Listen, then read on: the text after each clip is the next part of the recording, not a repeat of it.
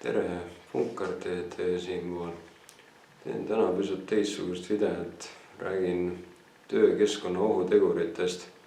Võib-olla paljud ei tea, kes kusagil töötavad või siis kes pole kunagi elus võib-olla tööd teinud ja ei tea, et igas töökeskkonnas on erinevad ohutegurid, mis võivad siin nii vaimselt kui ka füüsiliselt sinu tervist kahjustada.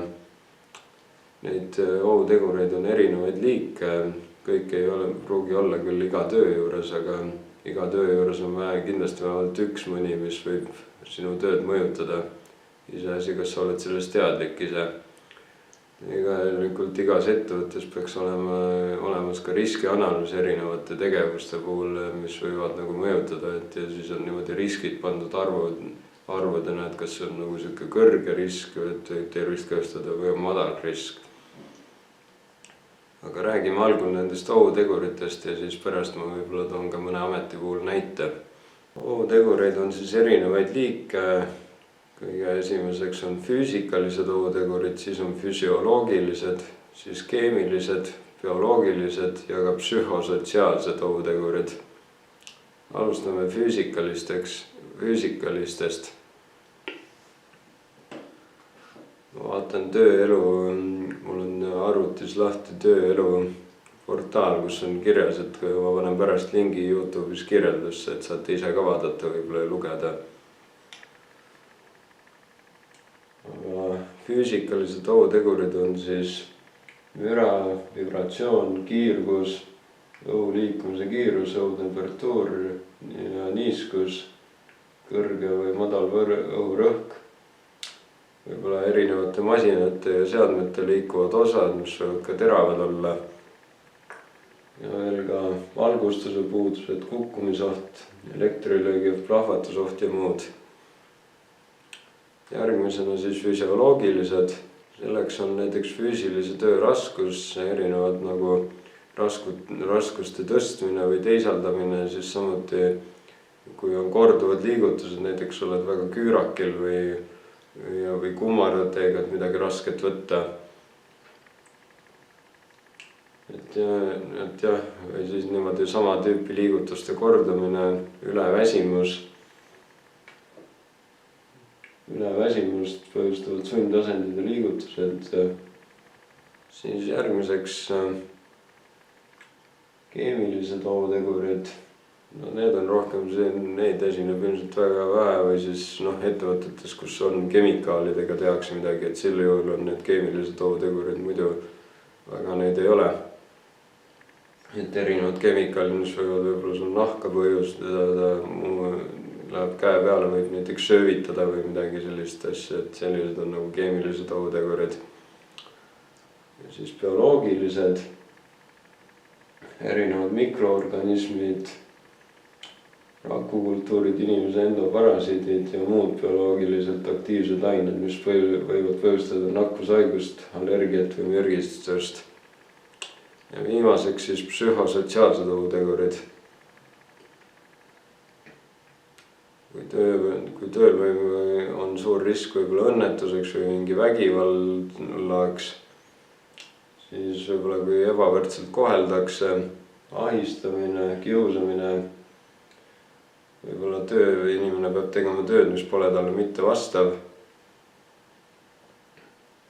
Siis kui võib-olla pikaajaliselt töötab üksinda, töö on monotoonne või siis muud juhtimise vead.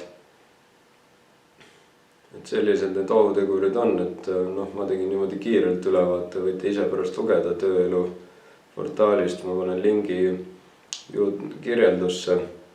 Aga kui tuua võib-olla mõni ameti näide, võib-olla ma hakkangi tegema videoid, kus ma hakkan erinevaid ameteid rääkima, mis nendel võib olla niimoodi ise mõtlen, et mis võib olla, ma olen seda õppinud, seda ohutegurite asja. Kuigi ma praegu vaatasin, aga nüüd üritame rääkida siis, et kuigi YouTube on minule rohkem hobi, see ei ole mul töö, sellepärast et ma selle eest raha ei saa, ega see on mul lihtsalt hobi, aga kui see oleks töö, et mis ohutegurid siis selles YouTube'i või võiks öelda sisu loomise puhul võivad olla.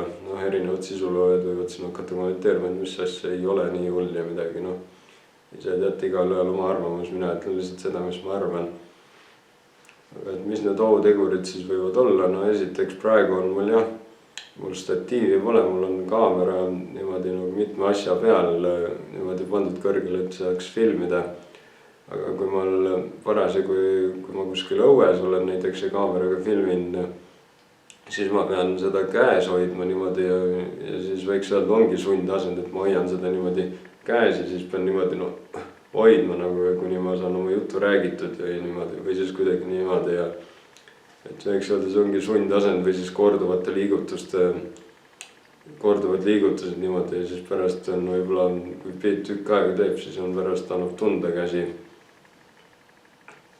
Siis psühhosotsiaalsetest ohuteguritest, kindlasti võiks öelda, vaimne pinge on suur võib-olla sellest, et kui on mingeid muid tegevusi ka, et selleks, et pildis olla, pead võib-olla mõni paneb võib-olla iga päev video üles, mina üritan iga esmaspäev panna, aga et ega mul on muud tegevused ka võib-olla ja töö ja kõik, et selle kõrvalt nagu ongi siuke võib-olla pinge pisut natuke, et iga kord video valmis saada, vahel läheb ju aega ka vahel võib-olla arvutis internet jupsib, on aeglane, siis videoga läheb nii kaua aega, enne kui see lõpuks valmis saab, see kokku klopsimine, kokkupanek ja siis, et lõpuks see kõik kokku panna ja et ta ära laeks ja siis veel üles ka laadida ja et see on siuke võib-olla pingeline pisut ja pinge on muidugi, minul seda väga pole, sest keegi väga ei viitsi kommenteerida väga mu videoid ja mingeid halbu kommentaare ei ole tulnud, et muidu võib-olla need võivad vaimselt mõjutada, kui võib-olla ikka täiega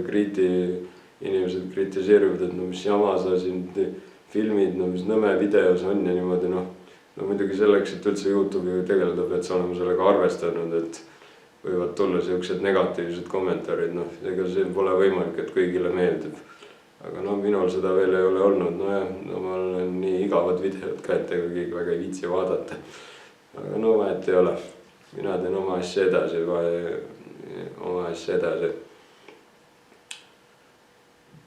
et jah. Et see pinge nagu, et need videod kõik valmis saada ja see ka, et võib-olla on sul aja planeerimine lihtsalt, et sa võib-olla tahadki ühel päeval teha mitu videot valmis, aga siis tegelikult ei jõua ja siis pead järgmiseks päevaks jätma. Siis vaatame veel, mis need ohutegurid võivad olla. Keemilisi ohutegureid nüüd vaevalt selles YouTube'i töös on, välja arvatud juhul võib-olla, kui keegi teeb mingit videot, kus ta teebki mingit kemikaalidega mingit videot, võib-olla teeb mingit keemilist katset ja niimoodi, et siis võib-olla on, kui tal ei ole mingit ohutustele vastavat riietust ja kõik, siis võib-olla keemiline ohutegur näiteks, et kui läheb tõesti midagi peale. Bioloogilised ohutegurid, seda ka praegu ma olen toas, siin ei ole midagi, aga võib-olla kui ma näiteks kuskil metsas filmiksin, siis võib-olla on see suvel eriti võib-olla kuskil metsas filmides näiteks, siis on võib-olla mingi see bioloogiline ohutegur, et ma ei tea, sääsed tulevad ja ma ei tea, puugi võib saada ja siuksed asjad, aga et seda võib olla, aga see on ka siuke ega väga ei lähe vist metsa, ma ei tea, filmima väga kaameraga. Ma toon lihtsalt näiteid. Füüsikalistest ohuteguritest on, kui ma kuskil võib-olla väljas filmin, siis autod sõidavad mööda, siis pidevalt võib-olla mingis, või kuskil on mingi müra, et see ei saa siukest vaikust, siis see müra võib-olla see, et pidevalt mingi hakkab tegema ja siis hakkab niimoodi pea valutama ja kõik siuke asi mingi võib-olla. Siis praegu ma panin näiteks video filmimise ajaks tule põlema, et nüüd on juba talv on tulemas, et nüüd on juba siuke pime, et kui ma see oleks ka ohutegur, kui ma praegu filmiksin siin ilmavalgustuseta mingi, et see võib silmadele halvasti mõjuda ja kõik. Väljas filmides on muidugi veel need ohutegurid nagu, et õhutemperatuur, et palju väljas on kraadi võib-olla, et kui sa filmid ja siis sul kinnast käes pole, siis võib ka tervis hakata minema kehvaks ja et hea oleks võib-olla kinnas käes hoida samal ajal kui filmid. Füüsikaline ohutegur on ka kiirgus, et ma ei tea, kui palju seda nüüd praegu siit kaamerast võib tulla, aga võib-olla siis, kui sa telefoniga filmid, telefon on hästi lähedal, siis võib sealt ka tegelikult midagi kiirata, aga kui sa see, kui suur see on, ma ei hakka praegu mingit riskianalüüsi koostama oma selle YouTube'i tegemise kohta, aga et selliseid asju võib olla, et üks need sellised ohutegurid, mis ma siin välja olen toonud, võivad salamisi, ise sa neid ei märka, aga võivad sul tervist kahjustada. Aga see video pole nagu nüüd selles mõttes hirmutamiseks, et sa ei saa nüüd üldse tööd teha, lihtsalt kindlasti saad, lihtsalt sa pead võib-olla natukene mõtlema, kuidas natuke oma tööd pisut kergemaks teha või siin niimoodi, et sa saaksid selliseid asju vältida, et siis on sul endal ka elus kergem. Aga nojah, see praegu ma tõin nagu YouTube'i näitel või YouTuberi näitel nagu neid ohutegureid, aga võib-olla võite alla kommentaaridesse kirjutada, et siis ma võin mõne päris ameti ka võtta ja selle kohta võib-olla analüüsida, mis võivad seal need riskid olla, kui te soovite. Võib-olla kui te ei kirjuta, siis ma võin ise mõelda. Aga jah, selline see video seekord tuli, et millised võivad olla ohutegurid siin sisuloojana või YouTuberina.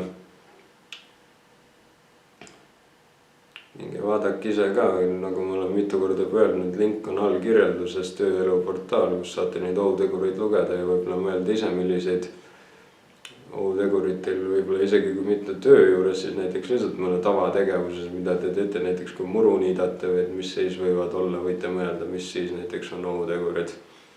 Võib-olla järgmises videos räägingi sellest, kui ma teen selle kohta videot. Aga jah, olge terved ja hoidke tervist. Tšau!